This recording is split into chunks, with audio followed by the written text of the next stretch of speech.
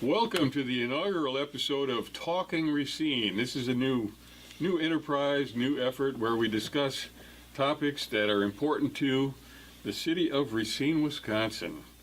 And tonight, myself with Jim Spodek and Ken Lumpkin. I'm Dr. Ken Jorgen, and we're here to discuss an important issue to the city of Racine, something that is currently a topic of discussion and all the buzz here in Racine. It's the Milwaukee Bucks appear on the brink of determining the location of their new NBA Development League team. Right. Now, that's pretty exciting news, don't you fellas think so? Yes, we do. Indeed. Bucks president, I'm just going to read some of the article here in case you missed it in the Journal-Times. Bucks president Peter Fagan told the Journal-Times in late June that the organization had whittled the list of cities under consideration for its new D-League team to Racine, Oshkosh, and Sheboygan. Now, I had heard recently that they had already made a decision. Well, there was rumors that it was Oshkosh. Now, I don't know if that's a fact. I mean, and now, obviously, if this guy actually said or made a decision by Thanksgiving, the word was that Oshkosh had gotten it. Now, well, the inference in this article is that we're still in the running Correct. here. Yeah. Correct. So that may be. 5 months later, all three cities are still in the mix. We're expecting to make a decision before Thanksgiving, so apparently it's still up in the air. Well, one of the issues... Well, I think one of the main issues is, has there been some kind of a public outcry that we need a developmental basketball team here? I mean, have you talked to anybody that says, like, gee, I wish there was a developmental I wish team? we could get a D team? Yeah. No, I haven't. No, I don't think there's any kind of great need. I haven't really heard anything about it, but here we're proposing a $46 million arena and hotel project that would be located at the southeast corner of Gaslight Drive and Lake Avenue in downtown Racine. That's the old Wisconsin gas company. Yeah, Wisconsin Natural Gas Company. Right.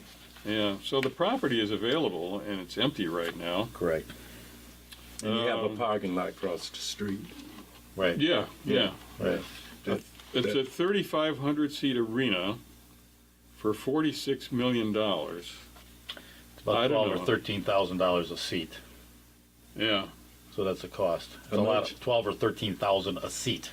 But if you're talking 3,500 seat arena, that runs out around between $12,000 and $13,000. I did a little math. But the Bucks D-League team is apparently not the only people who would be performing down there. There would also be a developmental hockey team or a minor league hockey team, a subsidiary of the Minnesota Wild, Right. which is owned by Racine resident Craig Leopold? Craig Leopold, right? Yeah. Right. Craig Leopold, who is Connected to the Johnsons. yeah, he's the son-in-law of Sam Johnson, I believe. Yeah, Right. Yeah. He owned the Nashville Predators, Okay. and now he owns the Minnesota Wild. I don't know if he still owns the Predators or Now, how much is he talking about? Willing to invest? Apparently nothing. Recently he was in town and spoke to this issue, and he spoke down at Carthage College. And correct me if I'm wrong, but he said he was not willing to invest anything Correct. in this facility, but if you build it, he'd be willing to bring the team in here to play. Yeah. My question is hockey that popular? I mean, we've got a team up in Milwaukee, the Admirals, that while they're doing better than a lot of other teams in the International Hockey League, they are not thriving up there. Correct. They struggle. And that's Milwaukee's substantially larger than Racine, Right. and economically much better off. So I don't know that this is really that wise a decision to put a hockey league team in here. It seemed like Who's going to buy the tickets? It just seemed like it's a struggle to try to do some development downtown. Yeah. One of the things I noticed over a period of time is the current mayor. He constantly, because he used to sell houses, a few houses here and there, he considered himself a real estate developer? Right. Yeah. And so since he's been in office, he's been trying to develop, and I think he developed a gas station on Washington Avenue. Yeah, I think we had a gas station. We had a failed CVS pharmacy. Right. Well, there's the Porter's Project downtown. Right. How's that doing? Not well. Yeah. Not well, I think it's just a vacant lot full Correct. of mulch right now. Now let's go to Machinery Row. Where's that? Yeah. I mean, that's a whole mystery. No one really understands machinery. Well, Where's that? it's still there. I mean, the buildings are still there. The property is still We there. got money involved in that, and that'll be another episode. We're going to dig into machinery Yeah. row. and Well, I exactly think right find now out. it's kind of like a wait and see. Yeah. Well, we do have to give them credit for a inner city, a hood project where he made a $5 million investment in the transit center, you know, and that was after Wasn't that under Gary Becker's term? it ended up, it began under Becker, but he's the one that Oh, they okay. couldn't finish. Yeah. Okay. So that was $5 million. Yeah, but Yeah. on that same location, I remember a friend of mine, Alphonso Gardner, they had tried to bring forth and had found developers in Milwaukee that wanted to do a project on that same site next to the transit center, and Dicker was really opposed to it, and they was going to name it the Corrine Owens Project.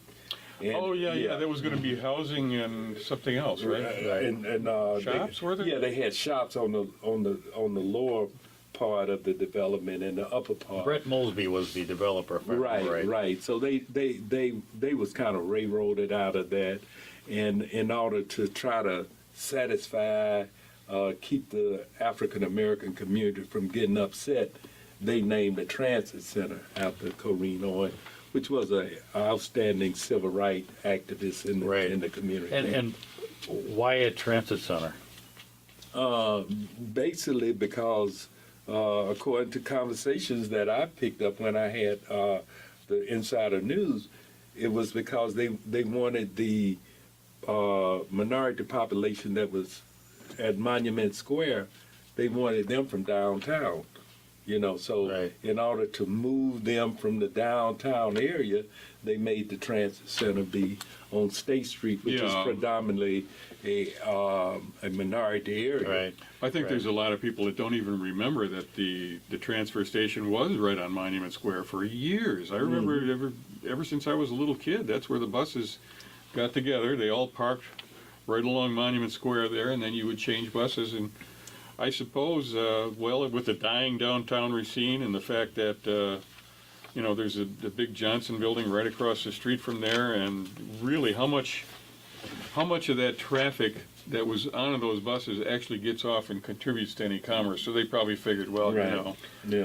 So Let's what you're send them saying, off over to State is Street. there was a $5 million development in Racine, but it was to move the African Americans from downtown to an area where they felt more comfortable with. Right. Now, we could actually, if you want to go one step further, we could talk about people with mental illness and some homeless people that were in a church down on 7th and College. Well, I think we're straying Well, off a little ahead. bit. Let's All right. get back. You to Let's come back to that. Yeah. All right, In this article, it talks about the Butler role. Karan Now, Butler, let's get to NBA two-time All-Star. And what is his role in all of this? Well, there's a big question. Butler role? Dickard wouldn't disclose the names of any potential investors, but did confirm native and two-time NBA All-Star Karan Butler could be a part of a consortium of investors. Could be. That doesn't sound like he's made any kind of commitment to me. Butler has consistently been involved in Racine community activities and said several years ago in a Journal Times report that he wanted to eventually do something significant for his hometown. It doesn't sound like he made any mention of investing in this arena to me. Yeah. 36-year-old Butler played last season for the Sacramento Kings. His contract was bought out. He's not on a... So this is a trial balloon article. Yeah. Pretty much. I mean, it has no meat. It's basically just saying, we hope something happens. Is Yeah. that- We have had conversations with Karan, and he has been very supportive. Hey, good luck with the, good luck with the arena that you guys are putting together down there. I hope it's highly successful. It sounds like another golden We goose. want him Yeah. to play an active role in this, Dickard said. Karan will never forget his hometown. He's shown a lot of support for it. Well, this could create a lot of public impression that, hey, did you hear Karan Butler's going to be an investor? I think. Right. Well, that's what this article's supposed to do. This article this is not a factual. I mean, this is a fluff article. Yeah. It sounds like previous downtown development. What comes to mind now is the Potter project. It was a failure. This if Quran, in my opinion, if Quran wanted to do something significant to leave a legacy, Yeah. we have a community center that have been in the minority community for decades, independent center, which is called the George Bray. He used to play down there, didn't he? When he was Yeah, a kid? as a child, Yeah. you know, and much of, in fact, he have a book, I believe, or something that talks about, you know, how that center turned his life around and how it helped that's him cool. to develop himself. And I think it's somewhere been mentioned that he might be making a $5 million investment. And I was just thinking, I said, if he made a $5 million investment to the Bray Center, just the interest off that $5 million could Yeah, he wouldn't even have to make the investment. I mean, he could just dedicate the earnings off of a $5 million investment right. toward Right. that project. Right.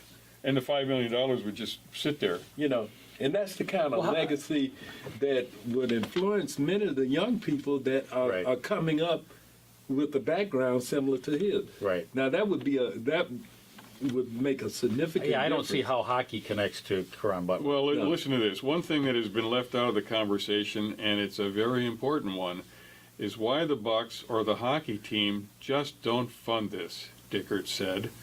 They are investing in this. They each have to pony up the $5 million, so they are investing in this. But recently, Craig Leopold was in town and said that he had no intention of investing anything. Yeah, I want to see contracts. So what does he mean by there's a Right. misconception? Right. Show me it. Show me the written He has contract. publicly stated that he does, Right. you know, Exactly. build it, and we might come in with a team. We'll probably come in with a team. What was the name of the movie? Some baseball field. Oh, build it and they will come. Yeah, well, Field of Dreams. Yeah, in a Field of Dreams. cornfield. You know, Yeah, yeah. that's what this sounds like to me. I heard somebody once say that it would be better off if we just pushed the whole downtown into the lake and planted corn down there. Sources recently told the Journal-Times the Bucks would actually have to pay closer to $7 million to obtain the rights to a D-League franchise. Well, that has absolutely nothing to do with the arena. That means that these franchises are things, they're like legal entities that Right, exist. You know? exactly. And in order for them to have one, it would cost them $7 million. So it's got nothing to do with the arena. Right. You're talking about a $46 million project here Yeah. that apparently the city went to the county, Right. or at least floated the balloon out to the county. Yeah. Where's that? The county has said they're not interested. Okay, so Yeah. so this would be on the backs of the residents of the city of Yeah. Racine. Yeah. One, And Karan Butler, if they can talk him Yeah, into Karan, it. I mean, yeah, they're any up floating there, his buddy? name out there, but I don't think that he's made it. It doesn't look like he's I made mean, any kind of commitment whatsoever. Listen, these are thoughts. These are just some thoughts. We've got the Racine Steel Castings lot there, which is, I'm sure, contaminated. You Yeah. cap that off. You got a wall around it. You start setting up basketball, baseball, inside batting cages. I mean, there's a huge amount. I was in South Well, Carolina. that'd make a fantastic sports Right complex. across from Yeah. Horlick Field, put an arch over it, create a membership for kids in the community. Where are these kids going? But Where are they yeah. going? But what you forgot is that the whole the presentation of that area have been destroyed. Where back some years ago they built a youth prison Right. there. Well, and so you yeah. know, There's your problem. yeah, I mean, This is where we you put spend the- money on prison, incarceration, Now, etc. you're familiar with where that youth facility is built, right? Right. It was built on the site of what used to be Rainfair. Rainfair was a company that manufactured clothing, which was like weather-protecting clothing, and it was owned by Craig Leopold. Okay.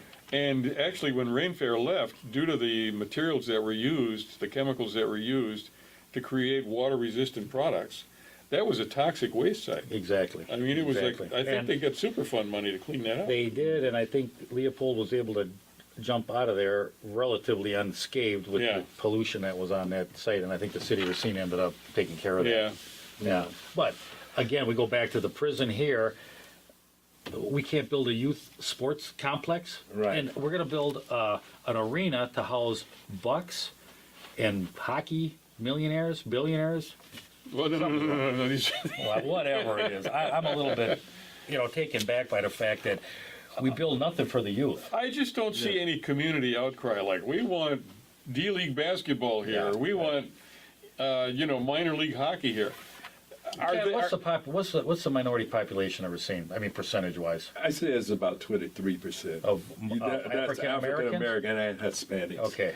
About 16% African. And what happened to the funding for youth, the Bray Center and some of these other centers? What's recently happened with a lot of that? Well, it was funding was cut defunded, by defunded was cut by the United Way and also the state of Wisconsin because of pretty much their displeasure, their dislike for the person that was politics. directed. Yeah, politics. Yeah, the politics. They didn't. They It's weren't not about the concerned kids. about the kids. Right, nothing about the kids. It was the politics that were played upon Yeah. to take the defund it, so these kids have no place, Yeah. or these after-school projects and different things that come on. So basically, what they're doing is taking the funding out of the inner city and placing it along the lake for basketball and hockey, and that funding that was for And the inner there's city. no guarantee that the basketball team is even. And so they float Gonna be Karan here. Butler out there Right. as this kind of. If I was Karan, I'd be asking some serious questions. Yeah.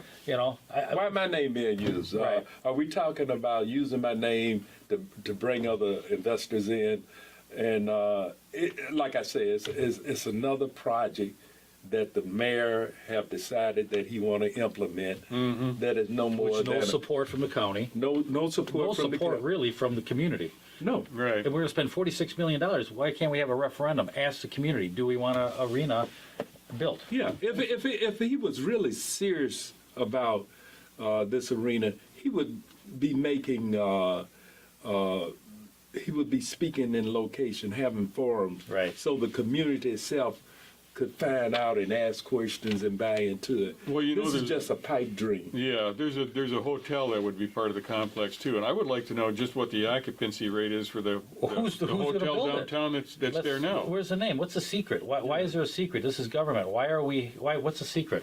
Because Yeah, he's there- going to run away from it, or there's so many developers that are just falling over each other to try to get down here to build this hotel? This reminds me of sound the. I mean, this article, they should be ashamed Yeah, of there's themselves for writing that. there's really no indication of who the hotel would be. No, Yeah. no. This reminds me of the Kaplan dream of putting. Monorail.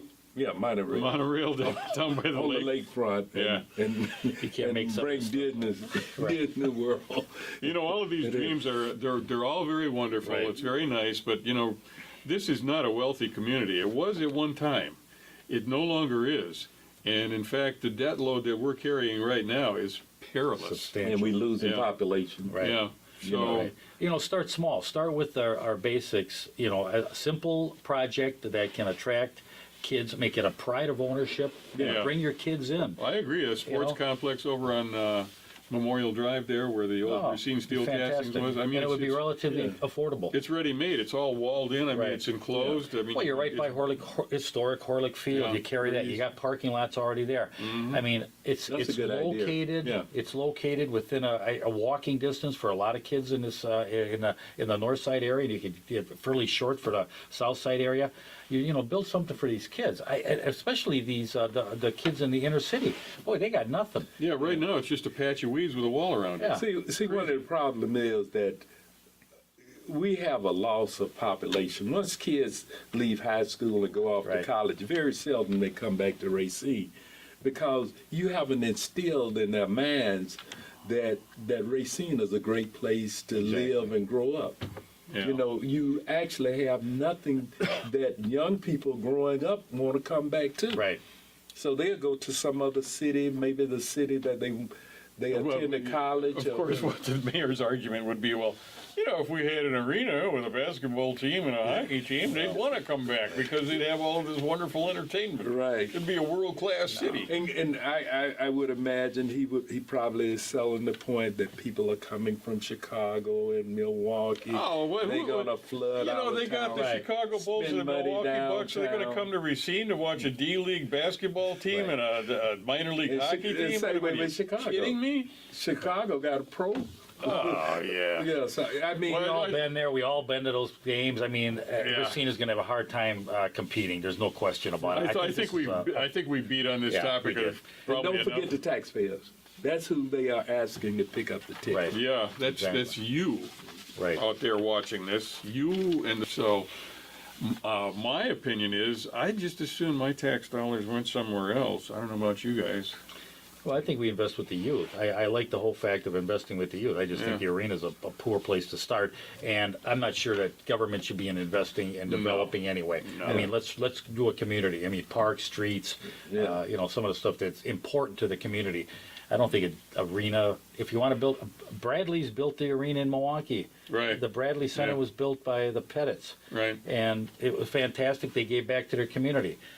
Maybe Leopold. Well, Maybe he the said he's not Johnsons. going to. Anyway, I think we've kind of like, We beat it. we've kind of Don't- beaten this don't beat it particular no more. topic into the ground. So thanks for your attention to this inaugural issue of Racine Talking.